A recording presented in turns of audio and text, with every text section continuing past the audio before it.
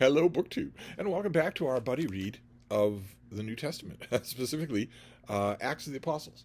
In the King James translation, we are up to chapter 14, which is fairly brief and a little bit quotidian. So let's prepare ourselves for that. These are the adventures of the apostles, first Peter and now Paul, in the wake of the ministry of Jesus Christ, where they are fulfilling not only the Great Commission, go and make disciples of all nations, but also a later vision, a later ethos that has spread among this early generation of Christians, this first generation of Christians, first called that in Antioch, we're told, to spread the word to the Gentiles, that this is not just a Jewish revelation, which is going to cause some problems. So we'll see that in this chapter. This is chapter 14.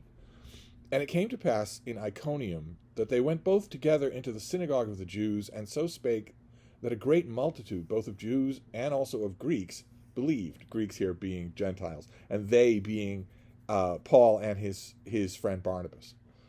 But the unbelieving Jews stirred up the Gentiles, and made their minds evil affected against the brethren.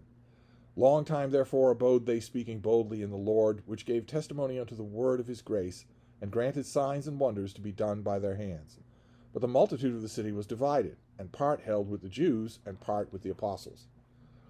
And when there was an assault made both of the Gentiles and also of the Jews with their rulers, to use them despitefully, and to stone them, they were ware of it, and fled into Lystra and Derbe, cities of Lycaonia, and unto the regions that lieth about. And there they preached the gospel. So there's division about what they're doing. But one part of the division is violent. They're threatened with stoning, with being killed. And there sat a certain man at Lystra, impotent in his feet, being a cripple from his mother's womb, who never had walked. Same heard Paul speak, who steadfastly beholding him, and perceiving that he had faith to be healed, said with a loud voice, Stand upright on thy feet. And he leaped up and walked.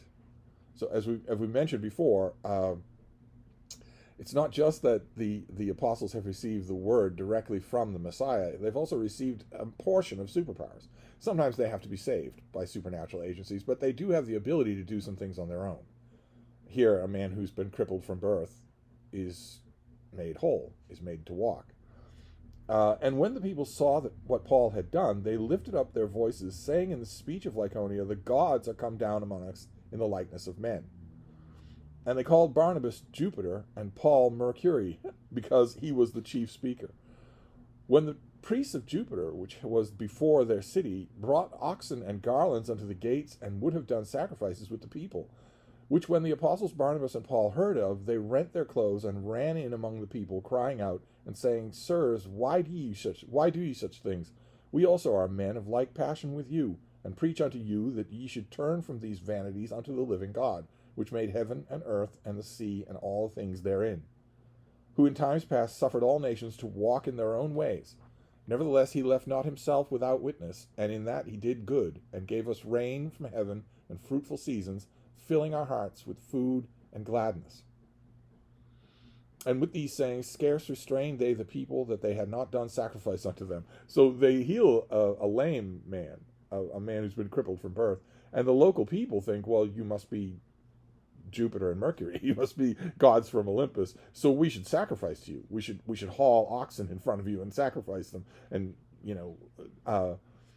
bring you all sorts of presentations as the gods. And once again, as we saw Peter do, now we see Paul do. Once again, the apostles have to assure the people, we're just people like you. We are just votaries. We are messengers of a word, of new word in the world that has made itself known. It made itself known to them in a very limited way, in a way that wouldn't stop them from falling out amongst each other, and did not make itself known to these people, who are, as far as God is concerned, an inch away. But nevertheless, there's a bit of confusion here, and you have to wonder why it's included in here. Every single bit of what's in here was labored over. The decision to include it was complicated. So why is this in here? I think there's some pretty obvious choices that you can make there. And with these sayings scarce, and there came thither certain Jews from Antioch and Iconium, who persuaded the people, and having stoned Paul, drew him out of the city, supposing he had been dead. So there is still strife. The Jews, who, as I mentioned yesterday, I think the day before, the author of Acts does not like the Jews, and he's clearly saying they are the enemies, not just some. I've heard some people preach on these passages that it's just some. I don't see that myself. Howbeit, as the disciples stood round about him, he rose up and came into the city, and the next day he departed with Barnabas to Derbe.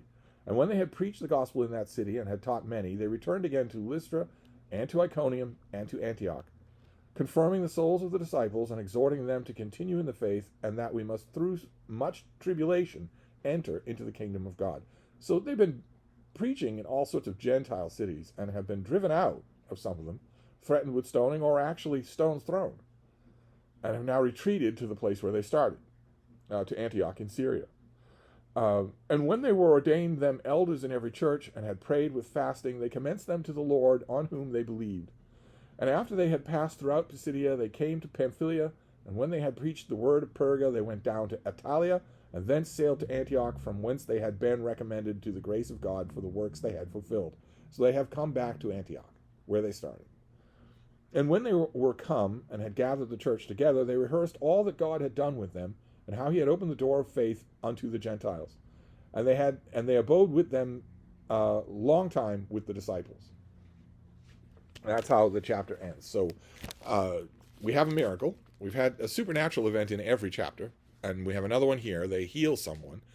But the main point of the chapter, I think, is that this concerted mission to the Gentiles, up and around the crest, the towns around the sea, and also to Cyprus, has not gone all that well, and has forced. Obviously, I think their mission was to plant churches, and that has failed. They have returned home to a congregation that knows them and that they know, where they're not in any danger, or not relatively in as much danger of attacks by the people. And who has thwarted them along the way? This one group of Jews has thwarted them along the way, rousing the people against them, even when the people originally had been willing to worship them as gods. So I think the gist of this chapter, anyway, is that this is the rough early days of the church. And we'll move on to the next chapter and see if those rough early days get any better. So I'll wrap this up for now, and we'll be back next time. Thank you, Book 2.